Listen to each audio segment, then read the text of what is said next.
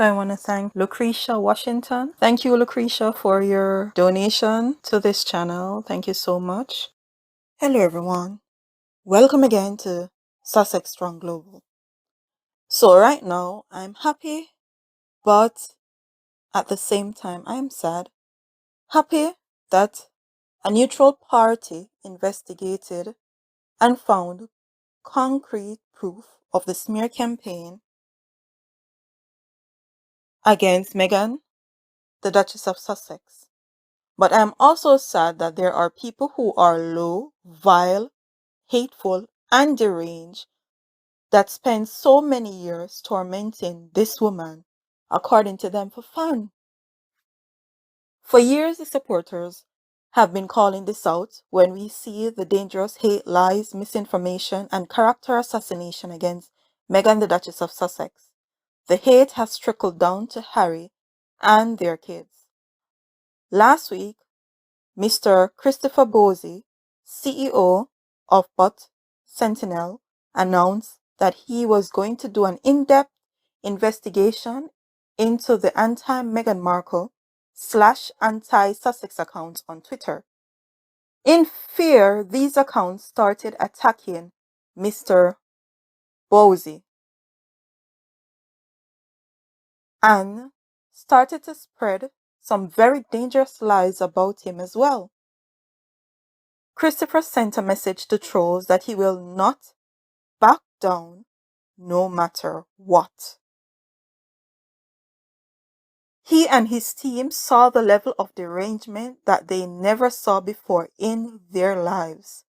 Just a small fraction of what Meghan went through, but nevertheless, it was alarming to his team.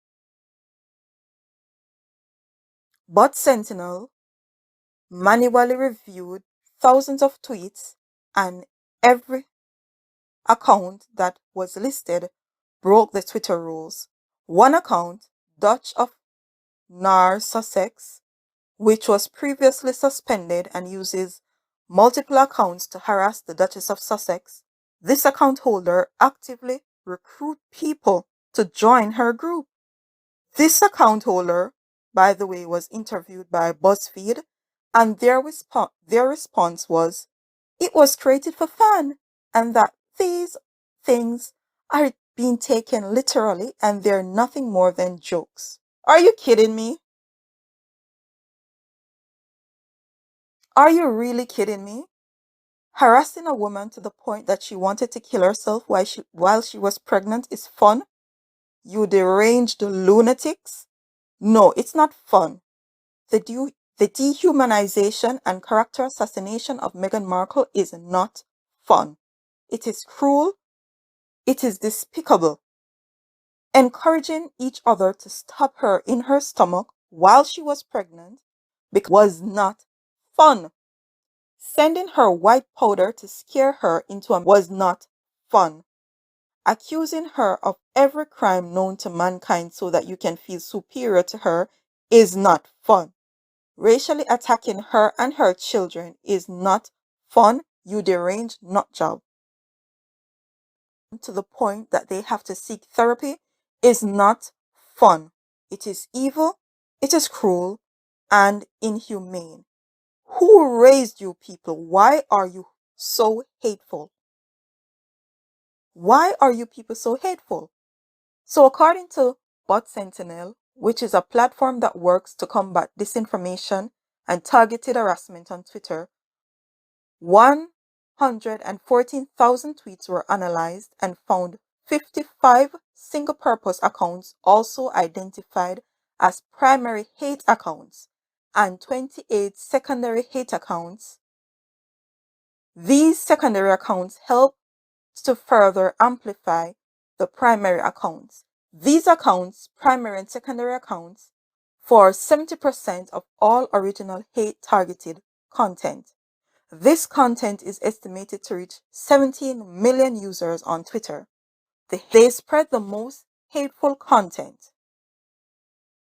So their research showed that a relatively small number of single-purpose anti-Meghan and Harry accounts created and spread most of the hateful content on Twitter. but the primary accounts had help that made it possible to repackage their content and be shared by accounts with, with significant connectivity. The report added, we observed that the primary accounts coordinated their activities and used different techniques to avoid detection. In short, the majority of anti-Meghan and Harry activity was not organic. The results exemplify a growing trend that is visible on all platforms and in misinformation campaigns, where a small number of users can drive the majority of misleading content. The Duchess of Sussex has been the relentless target for misinformation. The Duchess of Sussex has been the relentless target for misinformation and hate speech since she entered the global spotlight in 2016 and after it was officially confirmed that she was dating Prince Harry. At the time, the Prince issued a statement through Kensington Palace condemning the wave of abuse and harassment that Meghan was subjected to by the British media and the outright sexism and racism of trolls. Duke and Duchess of Sussex announced in January 2020 that they were retiring as working members of the royal family.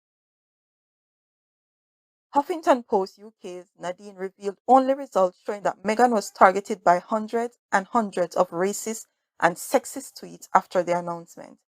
This campaign comes from people who know how to manipulate the algorithms, manipulate Twitter, stay under the wire to avoid detection and suspension. This level of complexity comes from people who know how to do this stuff, who are paid to do this stuff. So guys, accounts tweet a minimum of 300 to 400 hateful tweets about Meghan daily. Now, there is no way that these people aren't being paid. Someone has invested a lot of taxpayer funds to abusing Meghan Markle on every social media platform. Meghan said that she was told that she was the most trolled person in the world in 2019, man or woman, and trolls started calling her a liar when she did the Oprah interview and said it was almost unsurvivable. I didn't want to be alive anymore. The same trolls worked overtime calling her a liar.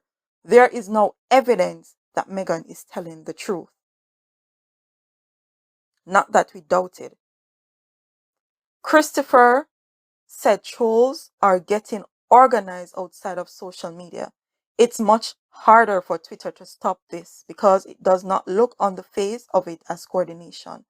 They swarm at the same time and they flood the tweets with just some of the most horrific stuff. The accounts are set up specifically to defame her, to vilify her. Some of these accounts, you're talking about 300 to 400 tweets per day. The average person is not tweeting 300 times a day.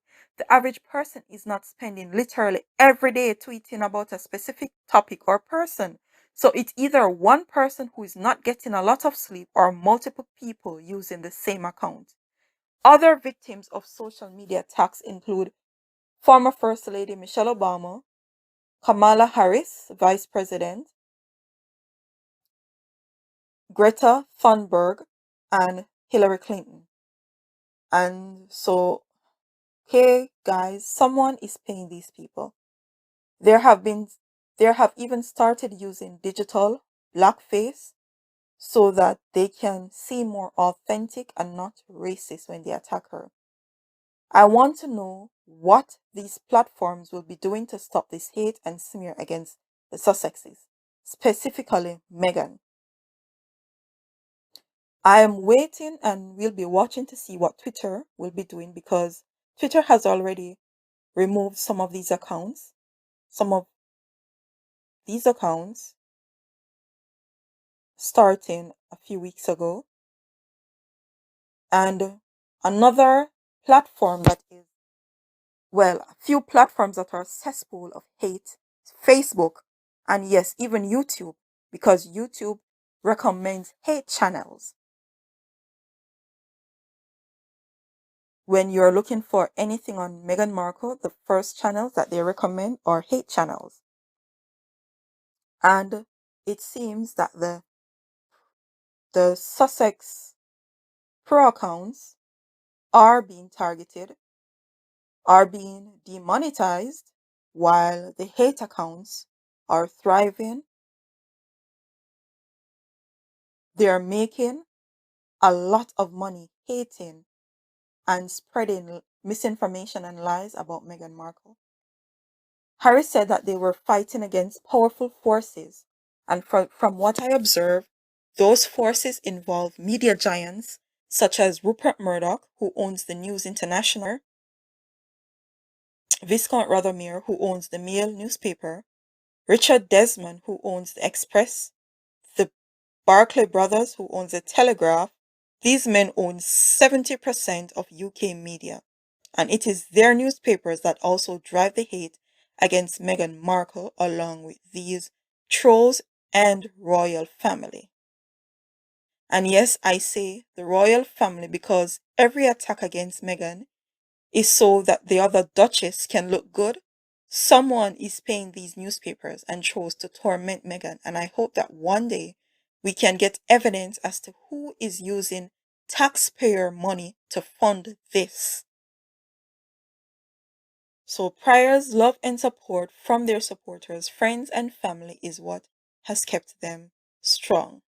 The Bible says that there are wickedness in high places, and I know that sooner or later, hopefully sooner, this will be tracked back. These trolls will be traced back to their leader, to their master, and we will know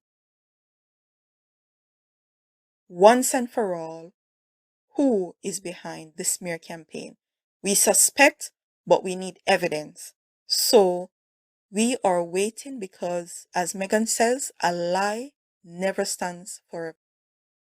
And we will know the truth of what and who is really doing this. And as I said, there are other social media platforms like Quora, Facebook, YouTube. These are cesspool. Twitter and Instagram. These are platforms of hate spreading.